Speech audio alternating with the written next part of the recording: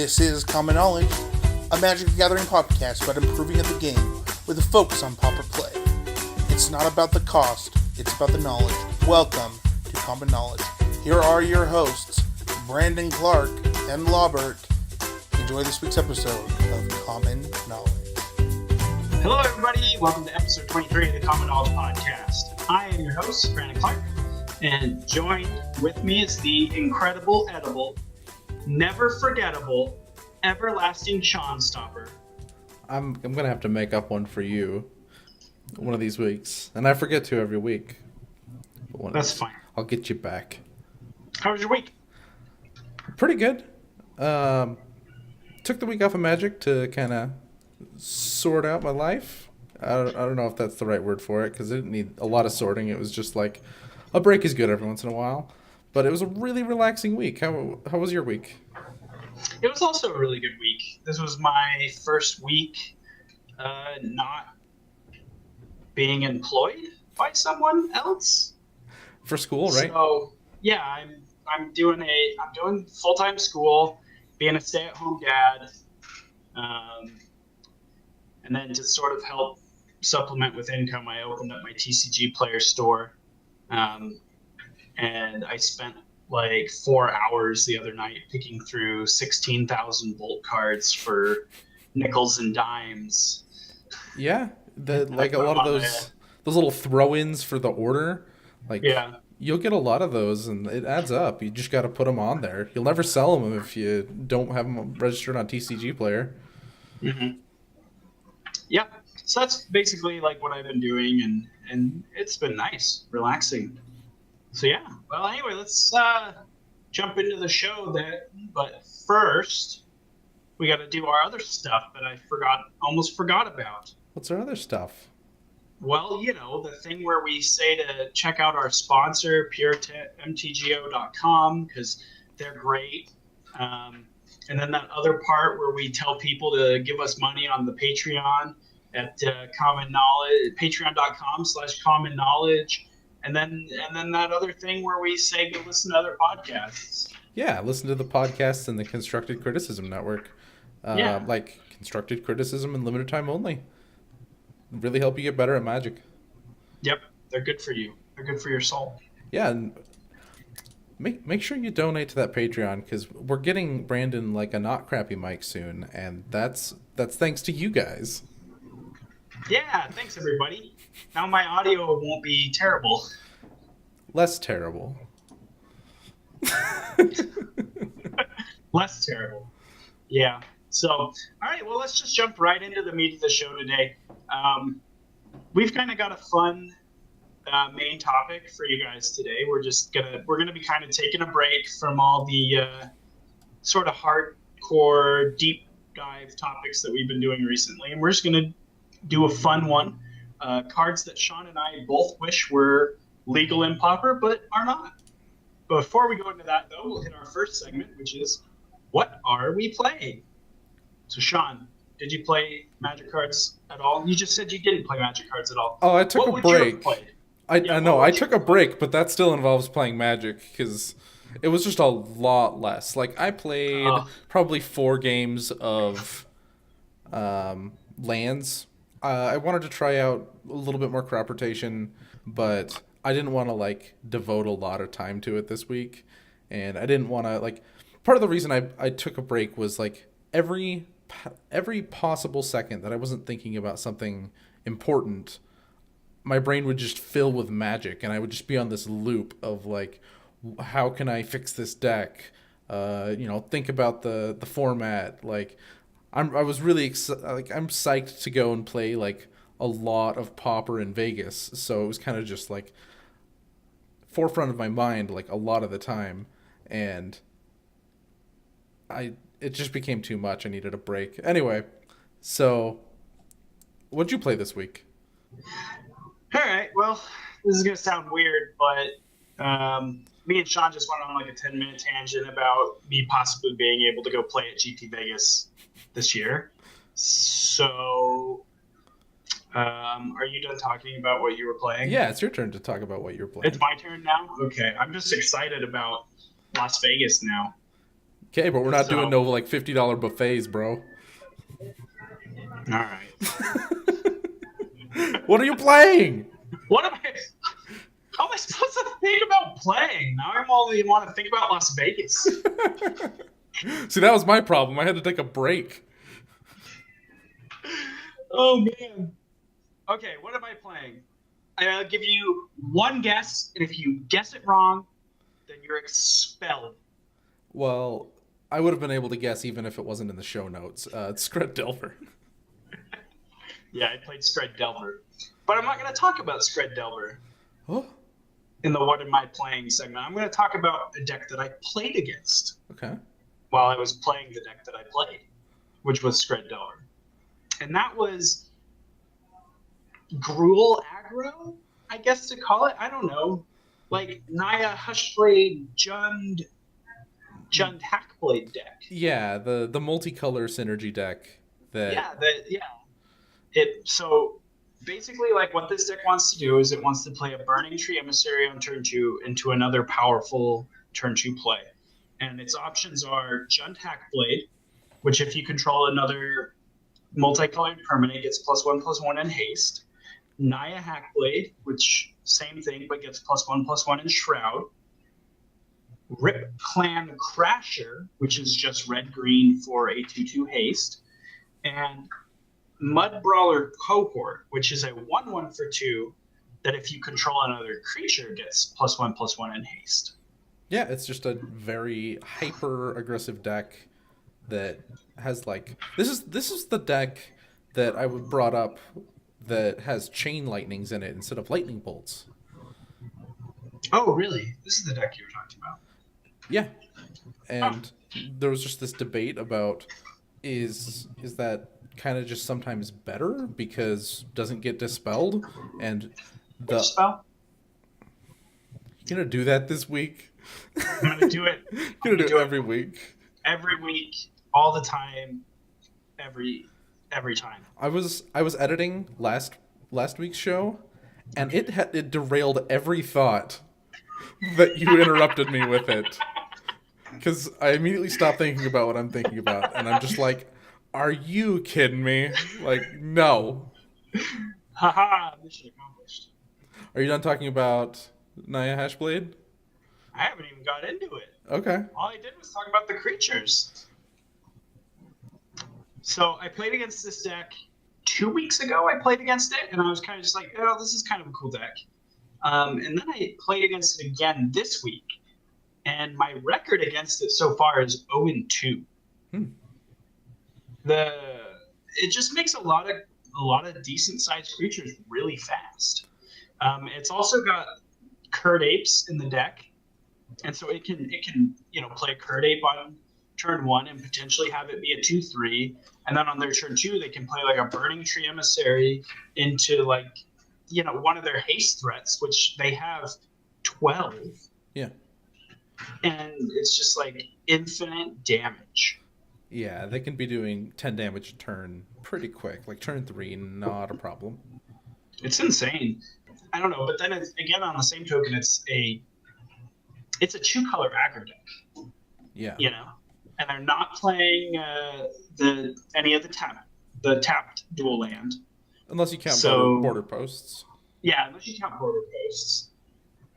But yeah, so I just don't know what to think about this deck because it looks awesome, and I've been smashed by it twice, which I don't know, could just be I was on the wrong side of variance these 2 times, and I just saw the deck at its best. But it was very impressive, and it's really cool. From everything I've seen of it, it's a good deck. I think so. That's kind of why I wanted to bring it up here in this segment was, if you guys home haven't seen this deck yet or played against this deck, like, look into it. Sean thinks that someone was playing it. Methodical? It was. I thought Any New Province played it. Oh, Any New Province. But neither of us could find the video. Yeah, I can't find a deck list to save my life. If you're curious about the deck, though, this isn't going to happen a lot. I'm not going to do this often, but go listen to the Color Commentary podcast episode 101, and they talk about it. Not that I'm not don't get confused. I'm not going to shout out often because they're a terrible podcast. They're a great podcast, but you should be spending your time listening to our podcast. But if you have time to spare, go listen to the Color Commentary podcast, episode 101, where they talk about this deck because it is a very exciting deck, in my opinion. I think it's cool and it looks fun, and I think it's good. So I don't know, just be aware of it. It's a thing. Card of the week. Card of the week. This week you chose the card of the week, and you chose Elephant Guide.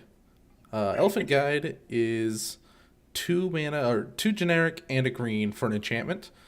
It says enchanted creature gets +3/+3, and when an enchanted creature dies, you get a 3/3 elephant creature token. That's a pretty good rate for an enchantment. Yeah, it's really good. As long as you can get the enchantment onto the creature, it protects you from the potential of getting 2-for-1 later down the line when they kill your creature, because you're getting that 3/3 to replace it. And I don't know, let's be honest here. Giving a creature +3/+3 permanently in this format, you might as well be giving it indestructible. Yeah. It's so hard to kill. So the creature's gonna be a 5/5 or a 4/4 most of the time, or larger. So yeah. Not a lot does battle with that very effectively, and you have such good targets. The obvious one is Silhana Ledgewalker, which has hexproof to help with that, getting it on a creature, and it has evasion so that anything that could block it was on the ground, and so now it's just an unstoppable killing machine. Yeah. It's the actual bane of my existence. You can also put it on Skargan Pitskulk, and that says it can't be creatured. Well, it can't be creatured. It can't be blocked by creatures with power less than it. And if it's a 4/4 or larger, it's getting blocked by Gurmag Angler, and that's it. Yeah, it becomes a 5/5, like most of the time, since it has Bloodthirst, and just the rate that you've gotten that creature it's phenomenal. Yeah. So the reason though that I chose this card is if we go back to the Pauper Challenge results from last week, posted on the 14th, there were 3 Stompy decks that made the top 8, and now it's not new technology, but fairly recent that these Stompy decks have moved to 4 Elephant Guides, like within the last couple months, I feel like. Yeah, it was printed at Common and Vintage Masters, and then it very slowly, I want to say it took months, or at the very least a month, for it to even be played in any of the decks. And I think most people were like me and were like, I'm not sure you want a 3-mana enchantment in your Stompy deck. And I think it replaced the slot of Young Wolf before, and it's just so much more power and toughness for like the same thing you're trying to do of like make one of your threats resilient. I think in the beginning people were leery of it because Skred Delver was dominating the format, and that has Lightning Bolt and Skred in it, and people didn't want to get, well, maybe not Skred Delver because that deck sort of evolved from Stompy, right? Like Stompy became a thing. Yeah. How long has Stompy been a deck? It's been a deck for quite a good amount of time. a really long time. Yeah. Before I played Pauper. Yeah, so Skred Delver was already a thing. Okay, I'm just trying to make sure I have my history right. But yeah, Skred Delver was a deck, and people were afraid of like Lightning Bolts and Skreds blowing you out. But I think people are slowly starting to realize getting red mana for the Delver deck is not easy. They only have 2 basic mounts, so they have to jump through a lot of hoops to get that red mana, unless they can make an Evolving Wilds on turn 1 or something and get their red mana right off the bat. And it's not hard to craft a scenario where you're on the play and they don't have red mana yet, and you can put Elephant Guide on your thing. You know, that doesn't play any spell stutter sprite. Yeah. And I don't know. It promotes what I talked about last week, which is that this format is just going more and more linear. And Elephant Guide says, "Can you deal with my threat? No? Well, you're dead." I think a lot of the times decks can't beat it, and the decks that can beat it, they've got to jump through hoops to make sure they can. Like, as the Delver player, when I'm in the Stompy matchup, if I'm on the draw, my turn 2 is always pass with blue up, because I will die to Elephant Guide, or spend my turn 1 trying to get red mana for my lightning bolts so that I don't die to Elephant Guide. But then that can just be thrown out of the whack because they play Solana Ledgewalker instead. You know, and then it's just like, okay, well, now I have to have only Counterspell as my answer. And it just, Elephant Guide just really narrows down the amount of interaction that the deck can have, and the timing on it has to be really precise. Like, you're not answering this card after it goes onto a creature. It has to be when it's on the stack, you're dealing with it. I have a point here that's Enchantment Hate is kind of weird against Elephant Guide, because you don't know if you want to bring in your Enchantment Hate, because that's like pretty much saying that you're planning on Elephant Guide resolving. And like, I know Blue Red Delver just has nothing to do to the enchantment specifically, because that's usually the best way to get rid of it once it resolves, is deal with the enchantment, and then the creature's not so much of a threat. Like, you can't just kill the creature, let the enchantment do its thing, and get another one. That's so many resources, so you usually want some kind of like enchantment removal, but it's the only enchantment in their deck. Like, you're going to say Rancor's in the deck, but spend an enchantment removal spell on it. I dare ya. It goes back to their hand. Like, that's not... Does it? Yeah. If Rancor would go to the graveyard from the battlefield, it goes back to your hand. Oh, you're right. Yeah, for some reason I thought it was if the creature dies. But yeah, it's if Rancor dies. So that's why... Yeah, that's why if I was a deck that had access to that, I would not board them in. I would just prefer to know going into it that I need to craft my entire game plan around interacting with these enchantments on the stack, because they're all just so resilient. Like, even Rancor just comes right back. You know, you can't... It's just a 2-for-1 every time, unless you can deal with the creature it's trying to enchant while it's on the stack. Or I guess just counter it while it's on the stack. But yeah, the original argument against this deck was, you're a 16 land deck. Can you really play 4 3-mana enchantments? Like, that's the new... I think you can. Oh, now you can. They did increase the number of forests in the deck. Well, not even that. They're playing Nest Invader. Well, they've always played Nest Invader, and then they do play Curian Ranger. Right, but that's what I'm saying. Right? Yeah. So you've always had Nest Invader. So even with 16 lands, just the fact that Nest Invader's in your deck, you have 20 mana sources for turn 3. Yeah. And to top it off, to make it more consistent, they're upping their land count. Yep. So they made it work, and it's definitely where we're at. Just, I think that's the card to beat. You know, if you're in the Stompy matchup, you just need to know, you always need to be in the back of your mind when you're making a play. How does this play get affected if they play Elephant Guide?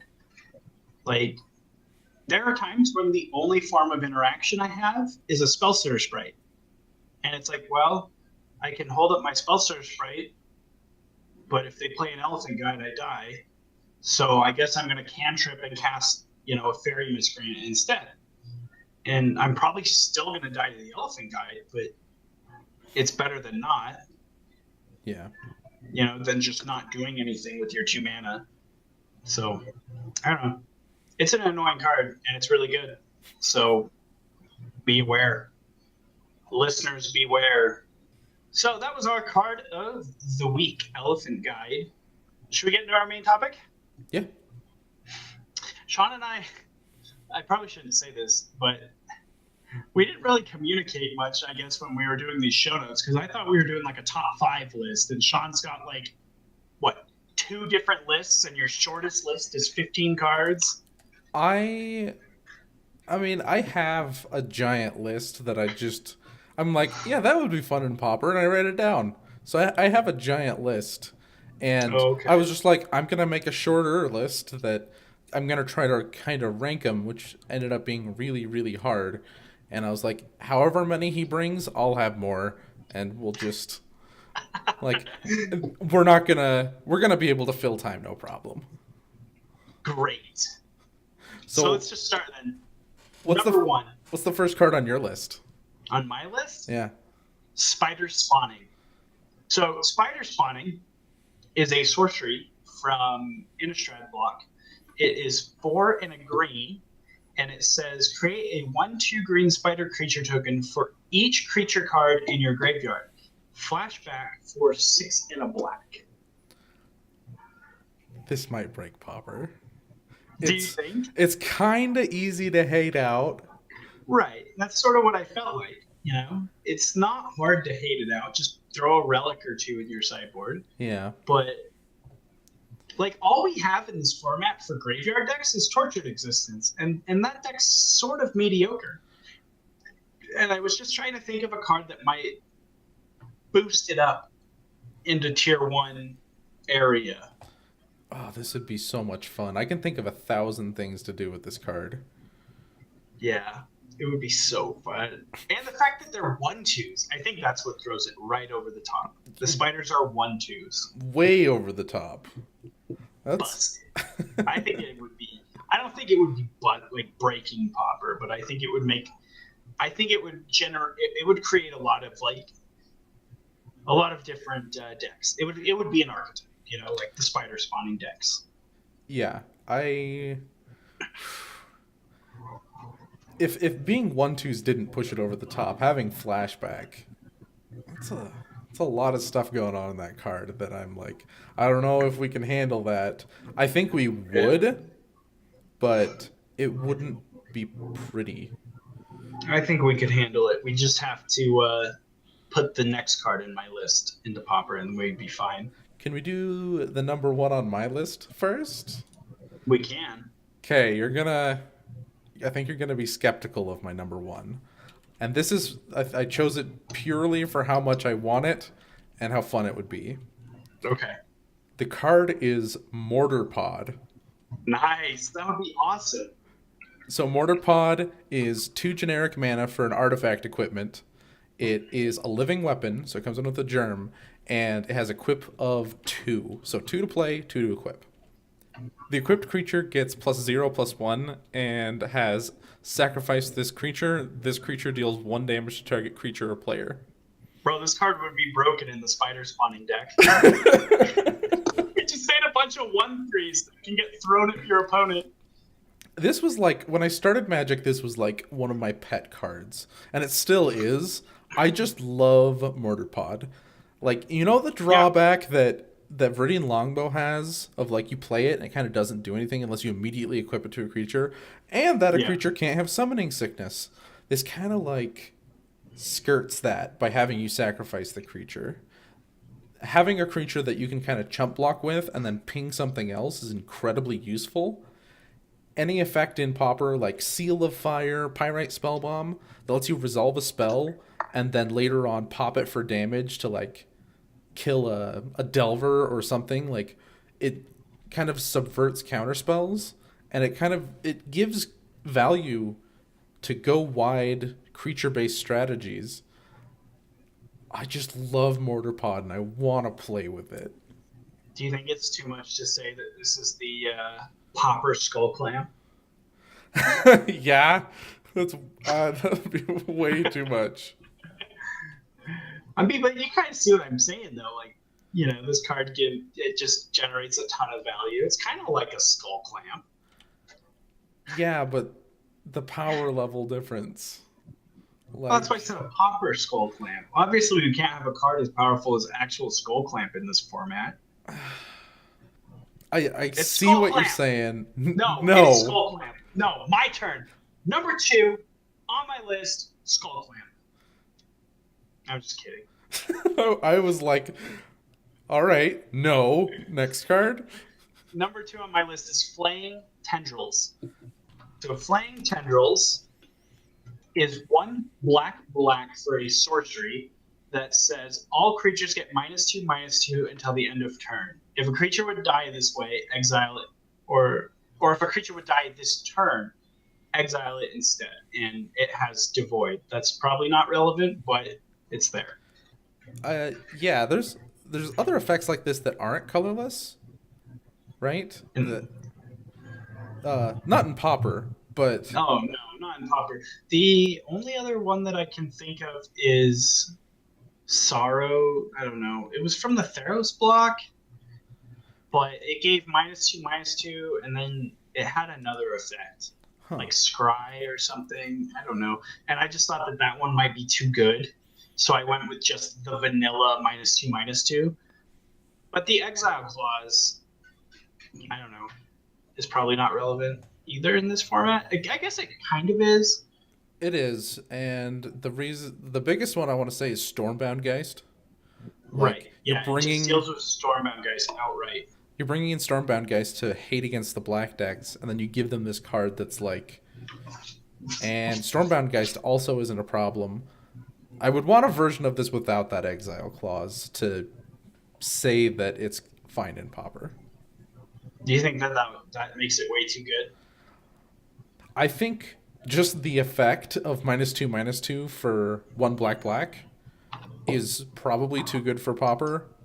Like, it's borderline too good for Pauper. I want to say that it would probably be a positive for the format, but giving it exiles, like, okay, it's might be a little bit too good. It just got a little bit better. Yeah. Drown in Sorrow is the card that it compares to.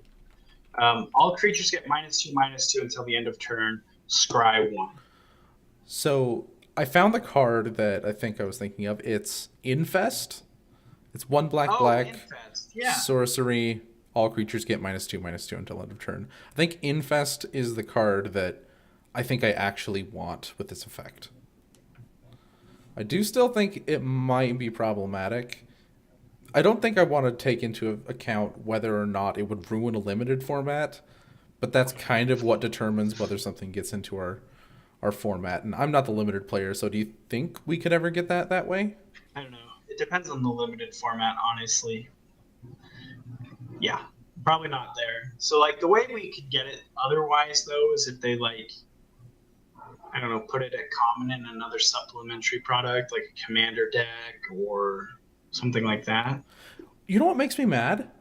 Tell me. They're printing commons still in dual decks, but they stopped printing dual decks online. And since the Magic Online rules are only cards that were printed on Magic Online at common, we just don't get those cards anymore. We did for a little bit. Isn't that weird? 'Tis a travesty. All right, that was my number 2. What's yours? My number 2 is Wall of Omens. It's 1 generic and a white for a 0/4. It has Defender and Draw a card. I think it's a 0/4 blocker that says Draw a card on it. Like, I think that this card would not come close to ruining the format, and it would just be tons of fun. You might see more... it might ruin familiars, but I think that's more a problem with Ghostly Flicker. Yeah, I guess that's sort of the big problem here is putting powerful creatures into the format that interact with Ghostly Flicker. And it kind of makes me think about Modern and where Modern was during the Birthing Pod era of, like, you know, they just kept printing better and better creatures, and then finally they printed Siege Rhino, and all the Birthing Pod decks, like, stopped trying to combo and just started trying to cheat Siege Rhino into play. You know, and I think of that when I think of a card like Wall of Omens. Like, how many powerful creatures can we really put into formats with ETB effects without just ruining Ghostly Flicker? And I think that's kind of sad. I know that it would slow the format down to a glacial pace. Like, you print Wall of Omens, and we might just be like, aggro's dead. Like, you can't win unless you've got flying. I don't know about that. I think the aggro decks just will need to change how they attack, right? Like, there's plenty of ways to get an evasion, and you can always just go wide around the Wall of Omens. Like, that's true. Just go wider. Your O4 can block one of my 2/2s every turn. I'm okay with that. I think our format, if it can't handle Wall of Omens, it should. Come on. If you can't handle me at my Wall of Omens, then you can't handle me at my Mortar Pod, right? Yeah. What if all I think Wall of Omens would be a good one. Thanks. What's your number 3? My number 3 is Vivid Lands. Oh, that was close to being on my list. Really, yeah. Not only one, do Vivid Lands have a ton of nostalgia value for me, because Lorwyn was sort of when I got introduced to Magic, and is my favorite set of all time, because Kithkins. But I just think that having better mana in this format, but not too good of mana, would be a good thing, if that makes sense. Like, we can't have Shocklands. That would just be too much, but having another form of playable tapped dual land that isn't a bounce land, and that can add, the fact that it can add any color of mana is great, but then it's still got that restriction of you can only do it twice, and then you're out of vivid counters. Yeah. I think that really does balance it. Like, that would make... It'll never make 3-color aggro be a thing. But no, it'll make... 3-color control seems a lot more playable. Yeah, we could probably do a 3-color control deck. I mean, heck, during that standard, Lorwyn standard, we were playing 5-color Cruel Ultimatum decks with 4 copies of Cruel Ultimatum, 4 copies of Cryptic Command, and all sorts of nonsense. So we could probably play a 3-color deck in Pauper, no problem.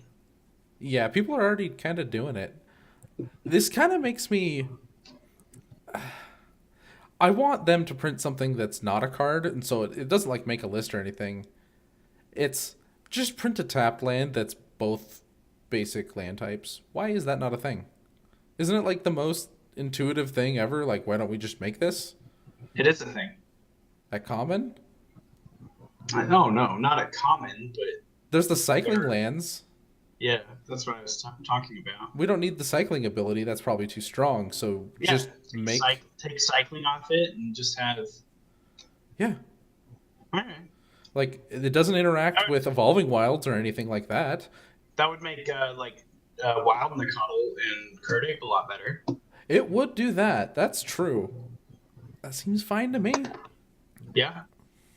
I don't know. Is that too close to a functional reprint of dual lands? Like having a dual land with it's just a dual land and then it comes into play tapped? No. Probably not, right? Like, that seems completely printable. It seems entirely printable, and putting that line of text on it makes it a completely different card. Yeah. Yeah. Yeah. Oh, is that my number 3? Yeah. Cool. What's yours? Memnite. You knew there was going to probably be a lot of artifacts. I think these are my only 2, and they made it right to the top. But we have Phyrexian Walker. We have Ornithopter. Just let's go with Memnite. I don't think it would break Affinity, and that's really, I think, the thing you're looking at. There could be combo decks like Rites of Initiation or something like that. I think I'm thinking of the right card.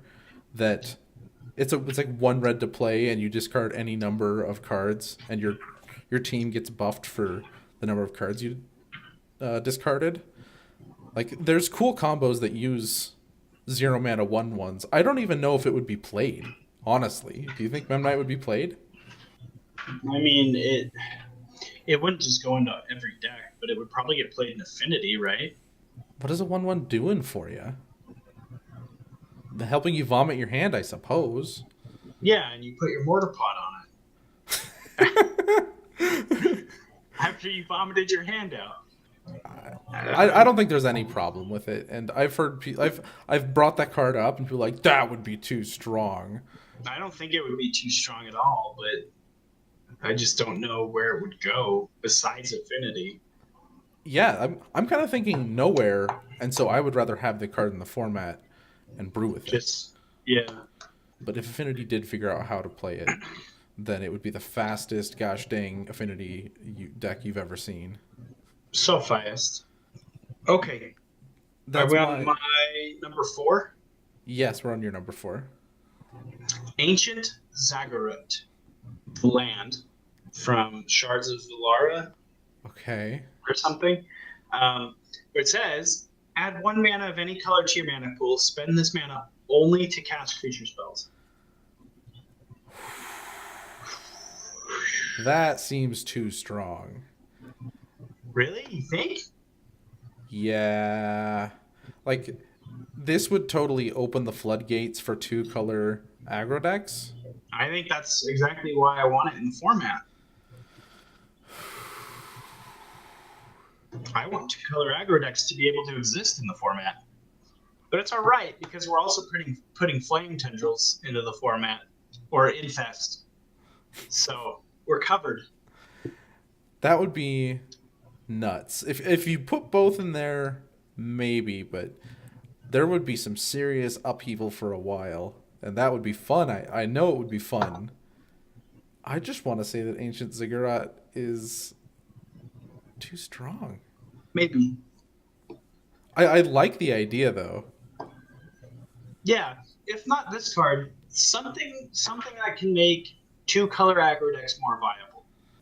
You don't just think, like, good 2-color creatures would help? No, like, because the mana's so bad. Oh, okay. I think we have plenty of good creatures. Like, I think that Gruul deck that we were just talking about earlier in the show is an example of how powerful creatures can carry a deck.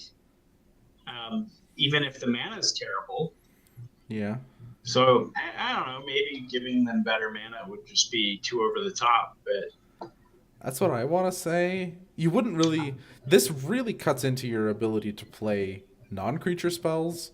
Mm-hmm. So, it does have a significant drawback. Weird question. Can you bestow a creature using Ancient Ziggurat?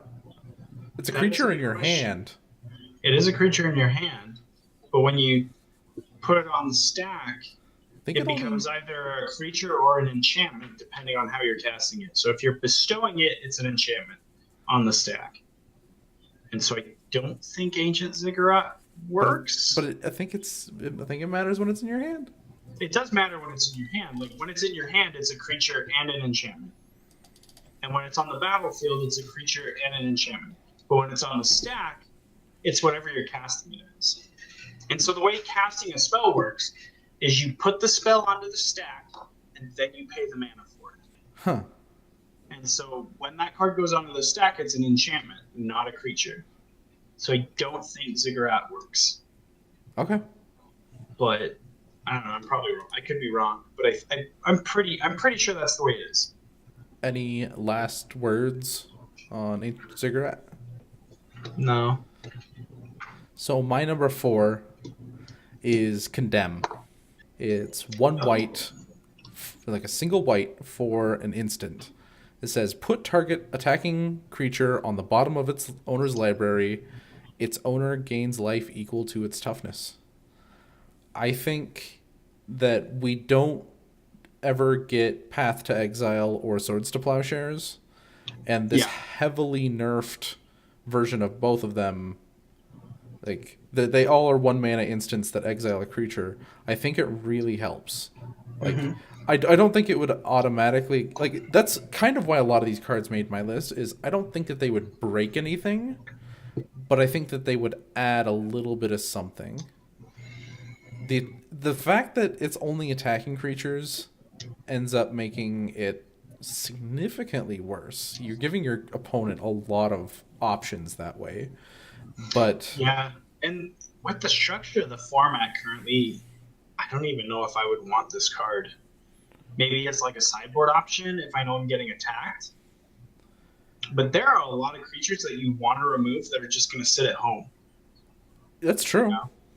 So, I mean, I don't even know if I would want this in all my white decks. Yeah, maybe not all of them, but like you could max out on. It would be more of a draw to white. I think white does need help at where we're at right now. And it's usually these cards that you're like, I don't know if that's even playable, but it's not going to break anything. I think that's exactly where you want a card when you're putting it into the format. Yeah, it would definitely add value to white. And you'd be able to play it in tandem with your Journey to Nowhere. So the things that are sitting at home, you journey, and then the things that are flying over your head or whatever, you're playing white, so they're probably not flying over you. But the things that are too big for you to handle, yeah, condemn them. You condemn. Yeah. Okay. This card might be better than I think it is. Like, most decks win. Oh, you know what this card's great against? What? Tireless Tribe. Yeah. Because they only gain 1 life. Got him. That deck just ends up countering everything that I use on its creature anyway. Yeah, what do they usually use to counter spells with? Which spell? Dispel. Oh, I was trying to think of the Madness one. Oh, Circular Logic? Yeah, they play Circular Logic, but they have Dispel in their main deck too. I'm going to punch you the next time I see you so hard. Well, what happens in Vegas? That's all I got on Condemn. So, you want to go to your number 5? My number 5 is Remand. Yeah, it had to be on the list. Yeah. I just really like this card. And I don't think it would be too broken. And I think that it would add... I don't know. Maybe it is. Maybe it might be too good. I don't know. Would like a Delver deck play it? Mono blue certainly would. Yeah, mono blue would. I think that's all you need. Yeah, maybe. I don't know if Scred can play it. Like, I don't know if there's room for remands in the deck. Isn't it? Like, none of the blue-based control decks would play it. Like, I don't know. Maybe Marasatron would play it over Exclude. Or they're not even playing Excludes at this point, are they? No, most of them aren't. I could just see this going into so many decks. I think even control decks wouldn't mind it. Yeah, maybe. I think this card would be pretty good in, like, Tireless Tribe. To, like... Yeah. Just as a way to buy more time for you to set up, you know? Like, I can't go off this turn, but I don't want to be under a ton of pressure. Good thing I have a Remand. Well, you know, I've noticed in Modern, from the little bit that I watch of it, is Remand is exceptional in decks that they're kind of looking for specific things, and they need time to find them. And that makes me think that it would be so good in Tireless Tribe of like, I've bought myself an extra turn, I'm a card deeper, everything's great. Yep, that's the deck I think of the most when I think of Remand in this format, is Tribe Combo. So yeah, like we'd get Tribe Combo, Delver, Scred Delver, and like Is It Blitz would be my like top 4, and those decks don't really need help, so I'm kind of scared to get Remand, but I want it anyway. It might be too good. What's your number 5? So my number 5 might actually be too broken. It is Aetherize. Aetherize is 3 generic and a blue for an instant. It says, return all attacking creatures to their owner's hand. The poor man's Cyclonic Rift. The poor man's Cyclonic Rift. And Actually, weirdly, no. it's 3 mana less than Cyclonic Rift, right? Well, cash-wise. 7 mana to overload a Cyclonic Rift? Yeah, so Aetherize is just better than Cyclonic Rift. Oh, yeah! Like, we're never going to get Evacuation, which is just return. Just get Cyclonic Rift. That would be way too good. Can you imagine playing against No! like Tron with Cyclonic Rift?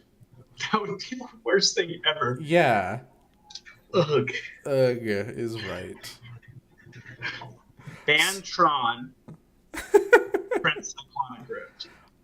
Problem solved.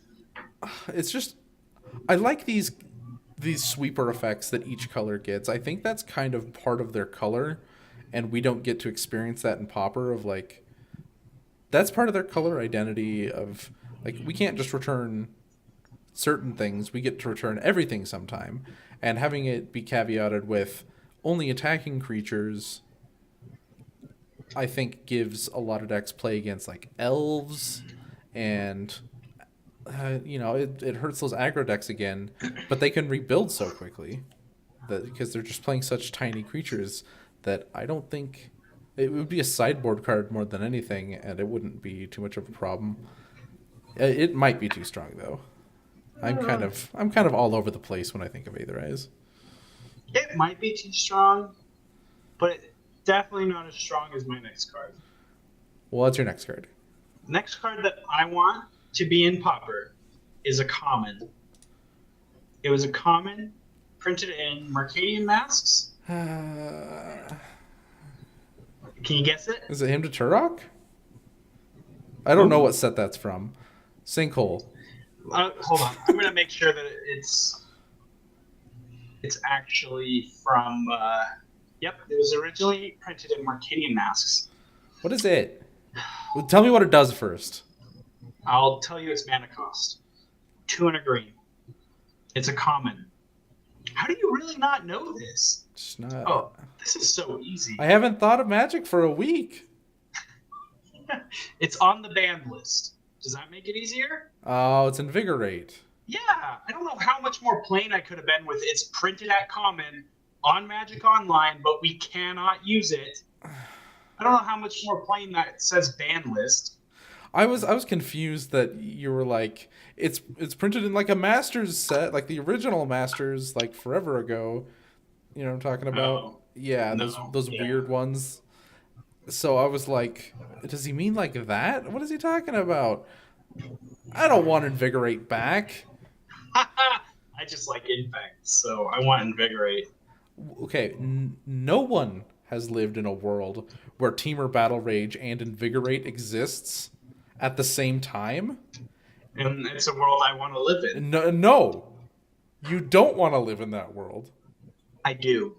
You just want Pauper to be modern, where it's just like, I'm gonna kill you super fast. I'm gonna kill you super fast. Yeah, because I'm not good at Magic. So that's how I win.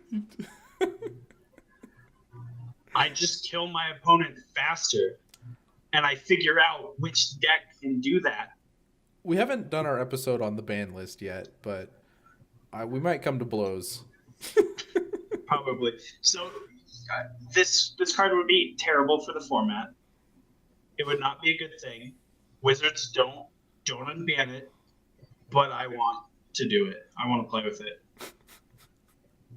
I want to invigorate Battle Rage my Infect creatures. It'll be just like playing Legacy Infect, only instead of Berserk, you just have Battle Rage. You've cast a 1/1, and then on turn 2 you deal them 10. Yeah, 10 Infect. Bam. Yeah. Magic. We're having fun. I love it. It's so easy to interact with, though. Just with play what? more days. Force of Will? Oh my gosh. Yeah. No. There we go. No. Problem solved. Uh-uh. Block it and daze their thing. Boom. It's got double strike and trample. No, because you dazed the thing. It's only a 5/5 because you dazed and then you blocked it and you didn't take any effect. And they just wasted their invigorate and you gained 4 life. 3 life. No. 3 life. No. It'll be fine.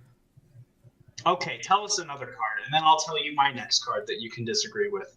Okay, you can disagree with this one. Stifle? Okay.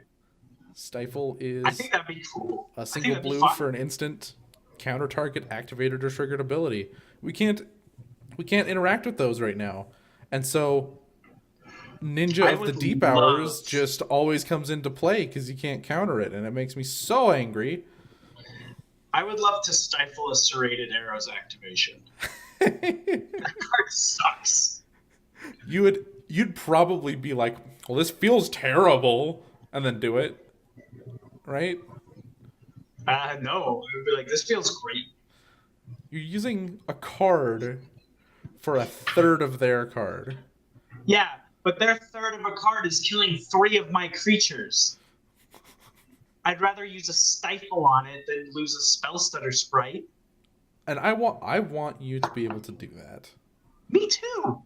Let's get some stifle in this pig. We don't even need it at a single blue, I don't think. Like, No, we just want actual stifle. I want 1 mana stifle. we do want 1 mana stifle, yeah. But we just don't have access to that effect at all. No. Mm-mm. Yeah, so we can't interact with certain things.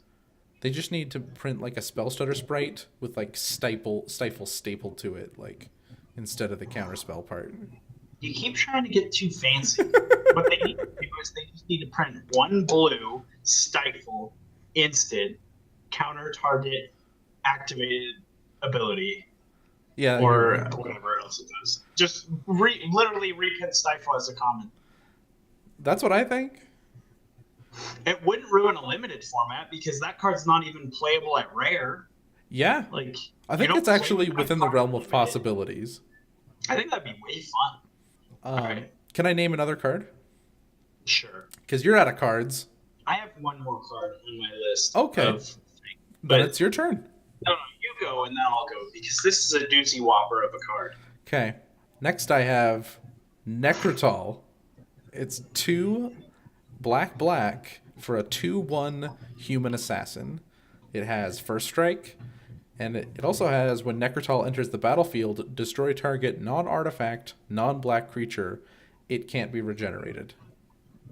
It runs into the same problem Doomblade has of like if they play a Gurmag Angler, then you're looking for somewhere else for your value.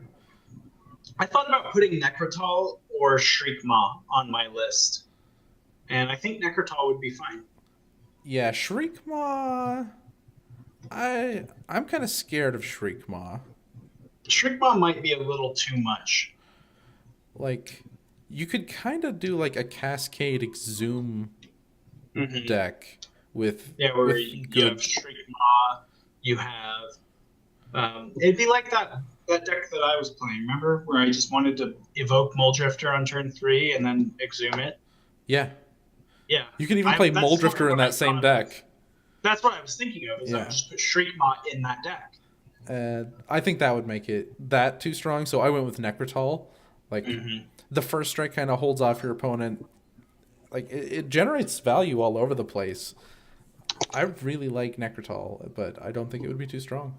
Okay, you ready for my last one? Yeah. Get ready. Okay. This card is a 7 in a blue. It's a common. What is it? Okay, you gotta guess it. I don't know. Okay, it's a 7 in a blue. It's a common from Khans of Tarkir. Treasure Cruise? Yeah! I didn't play Pauper when Treasure Cruise was legal, and I want to experience it. No one did. We all stopped. Well, I'd play. Modern would still be my favorite format if Treasure Cruise was legal. I'm shaking my head no. A lot. Nope. I don't want that card back. Why? It's fun. Drawing 3 cards is the best. And you know what? If everyone wants to draw 3 cards, is anyone really drawing 3 cards? But right? When everyone draws 3 cards, no one draws 3 cards, right? There's certain shells that optimize drawing that 3 cards. Those bubble to the top, and then you have like a 3-deck format. Is that really a bad thing if we're all just drawing 3 cards? Yeah, we're all playing blue, and some of us despise blue, and like, what if we just printed a card that was just like, everyone has to play green, like every deck is green? I think that's just not fun. Like, Would Some it be, people does just that don't like card green. say- Some people don't like does blue. does that card say draw 3 cards? For 1 mana? Yeah. Then I would play it, and it doesn't matter if it's green. Yeah, that's because you're kind of a spike, and you would play anything if it had that effect. I don't think it's good or fun for anyone. I never said it was good, but it's fun. You don't understand. Casting Treasure Cruise is the best feeling in the world. Okay?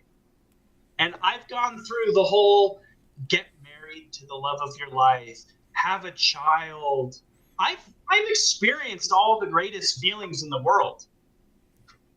But let me tell you about casting Treasure Cruise. Well, we're going to have to compare it to getting punched in the face in Las Vegas. Just if it saying. means I can draw 3 cards, worth it. We're just comparing the feelings. So that's the last card for me. You know what I want? I want to have Invigorate and Treasure Cruise. I want them all in the same deck. Stop it. Get some help. Get me Tropical Island while you're at it so that I can play them in the same deck easier. And give me Berserk.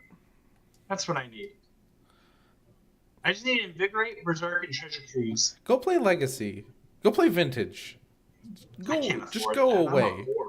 Just Go away. The next one I want to talk about is Tide Hollow Sculler. It's a white and a black for a zombie. It's a 2/2, and it says when it enters the battlefield, target opponent reveals their hand, and you choose a non-land card from it. Exile that card. When Tide Hollow Sculler leaves the battlefield, return it to its owner's hand. There was people playing around with white-black zombies with Almond Cat came out. This would really help with that. I think it's a fun effect that's not broken. If you want to do the thing where you sacrifice the creature, there's enough of a drawback there that I don't think that is worth considering. I don't think that would break format by any stretch of the imagination. Do you have any thoughts on Tide Hollow Sculler? Tide Hollow Sculler is great. I think it's a good Magic card. I just think it's fun. Most of the cards on my list aren't oh, this would impact. We need this for a specific reason. It's just this would be fun, and I don't know if it would hurt much. I don't know if you said this or not, but I think it would be great in Pestilence decks, like the white-black Pestilence decks. Yeah, I didn't say that, but it's a 2/2, right? Yeah. Yeah, so you can Pestilence for 1, kill most creatures, and keep your guy around. Right now we have Mesmeric Fiend, and that card's stinky. Yeah, actually, that card's good. You can abuse its trigger. But that's never pushed it so far that. Is there even an efficient way in this format to abuse the trigger? Because you need Carrion Feeder. Oh yeah, Carrion Feeder. Carrion Feeder is very good. Does Tide Hollow Sculler? Does it also have that thing? Yeah, it's worded the same way. It is. So you can do the exact same thing. Yeah, you can do the same thing. I miss that old formatting. I don't really miss it that much. Why? I loved being at F&M and blowing out some newbie for the first time when I Oblivion Ring your guy, trigger on the stack, bounce my Oblivion Ring, and they're like, so I get my guy back? I'm like, nah, just gone. He gone. That's the reason why they got rid of it. Is feels bad dumb. Moments. It's not intuitive. No. But it is kind of cool. I just put a Faceless Butcher into my EDH deck for that very reason. Because it does the same thing. Yeah. And I'm just going to put it in play and then stagger with the sugar on the stack and your guy's gone forever. So I'm going to talk about another card. The card is Palaka Worm. It's 4 generic, green, green, green. It's a 7/7 with trample. When it enters the battlefield, you gain 7 life, and when it leaves the battlefield, you draw a card. Talk me off a ledge with this card, Brandon.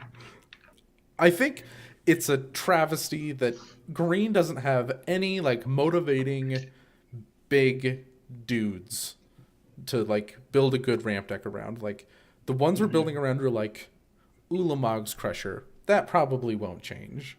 Right. But Well, the problem though with like the cards that we want to ramp into, there are just better ways to put them into play, and so we don't see these green ramp decks because why play a green ramp deck with the same payoff as an Exhume deck?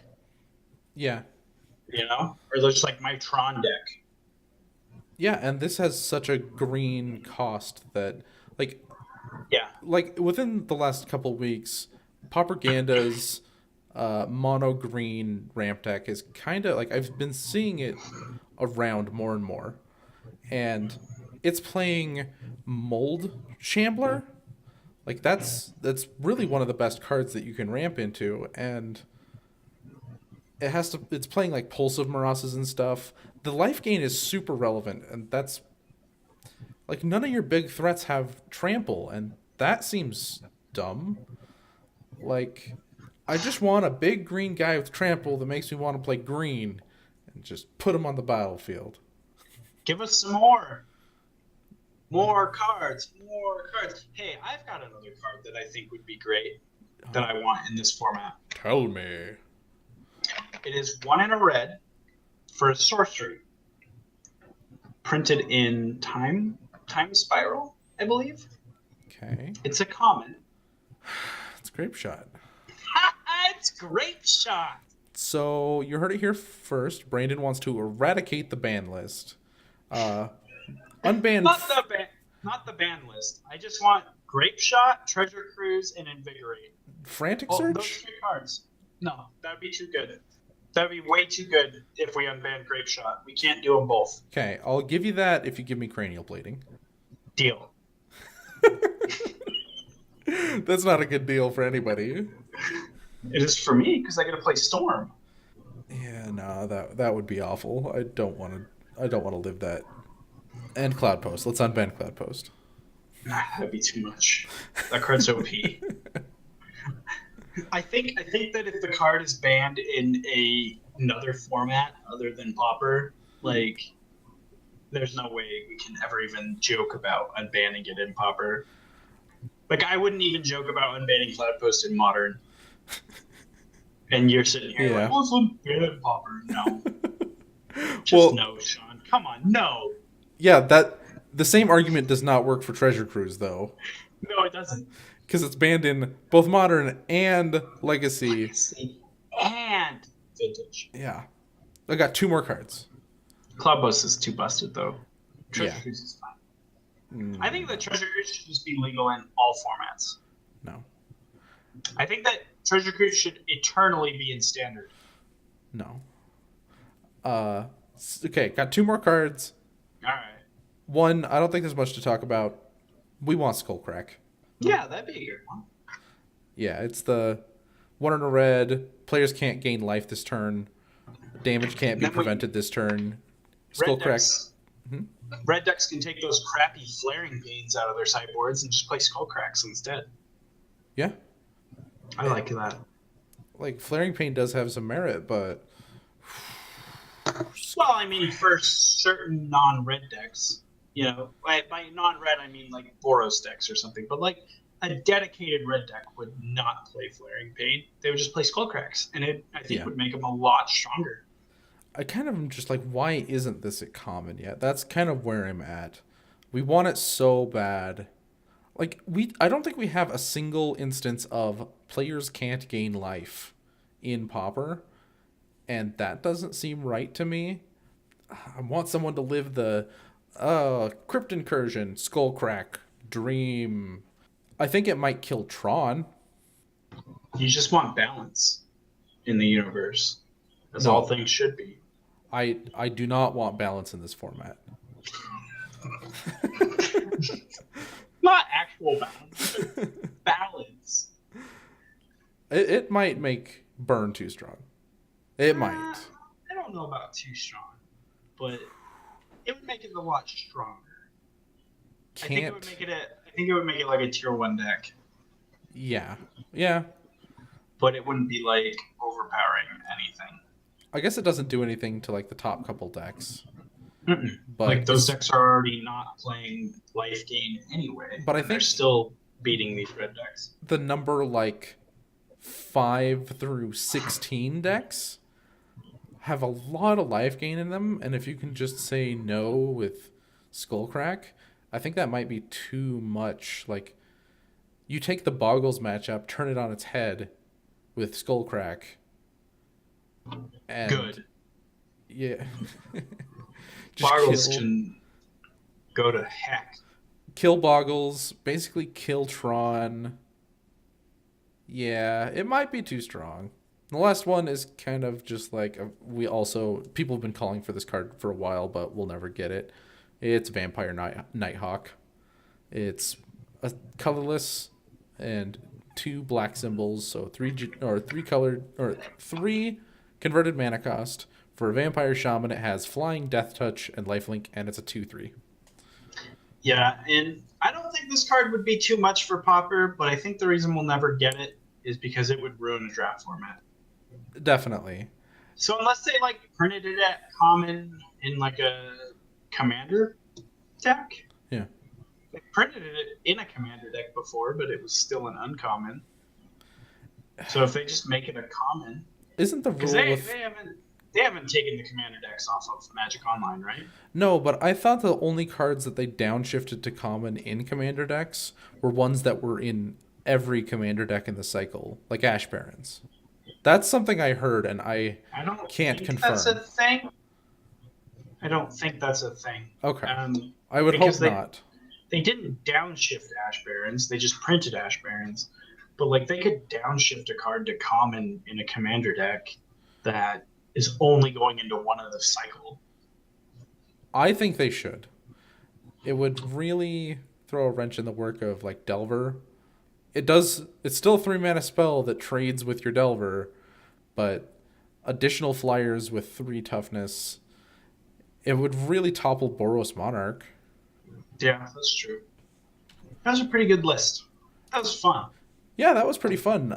I'd be down to do another one of these episodes, every once in a while. Yeah, it's kind of nice to take a break from the, I don't know what to say. I'm trying to be insightful. There's a lot less studying that goes into this, and it's a lot less anxiety driven of like, I have to prepare for this, otherwise I'm going to sound stupid. And I actually had a lot of fun preparing for this, thinking about cards, and then I did a bit of Googling, and I found a Reddit post from like 2012 of like all the cards that people wanted to see in Pauper. And it was so funny reading some of the cards. I'm like, this card's already in Pauper. And then I'm like, oh yeah, this is 2012. Yeah, so I think that basically wraps it up. Do you want to take us out of the show? Yeah, that's the show. Don't forget to... Bring a towel. Bring a towel. All right. Bye, everybody. That's the outro. You don't get to find us anywhere. You don't get anything else. Just bring a towel. Should we make it that this week? Yes. Okay. We're done.